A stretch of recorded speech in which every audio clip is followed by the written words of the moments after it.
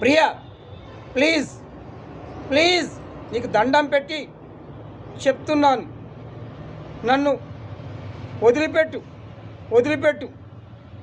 Already నాకు పెళ్ళైపోయింది, పిల్లలు కూడా ఉన్నారు. నేను ఇలా నా భార్య చూసిందంటే ఇక నాకు విడాకులే ఇచ్చేస్తుంది. ఇక నా భార్య విడాకులు ఇచ్చేస్తే నేను నా పిల్లలు అనాథలైపోతాము. నీకేం కావాలో చెప్పు. కోట్ల ఆస్తులు నీ పేరు మీద రిజిస్ట్రేషన్ చేయించమంటివా చెప్పు, నేను రేపే రిజిస్ట్రేషన్ చేయిస్తాను. కానీ ప్లీజ్ నీకు దండం పెట్టి చెప్తున్నాను, నన్ను వదిలిపెట్టు ప్లీజ్, నన్ను